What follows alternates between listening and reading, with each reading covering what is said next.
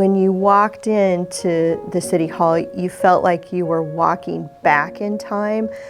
There was paneling on the wall.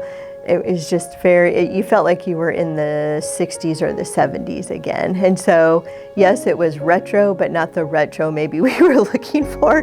That was neat. So we definitely were at a point where we were needing to completely remodel.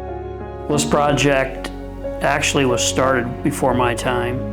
It originated from a suggestion by a city council member whose spouse worked for the bank, that if we're ever considering building a new facility, we ought to consider donating the old one to the city for new city hall offices. Since the first day I was hired for the city of Clarinda, I said, we need to be on the square. That is something that for 17 years I absolutely thought was a high priority to me. We worked with Gilbert, and at the end of the day, Gilbert says, you know what, Gary, we will donate our old building to the city of Clarinda. I've always been a firm believer that we put back as much in their communities as we can. They're going to be no better than the effort we put forward as citizens, as business people in our communities. And we do have quite a bit of volunteerism that takes place in Clarinda, and that's what a lot of small communities rely on. Moving the City Hall from the previous location to this location just has given us a whole new outlook on everything. This building is beautiful. It gives you a different feeling when you walk in here. There's just so many good things and so many pluses. I see lots of benefits. I love being on the square.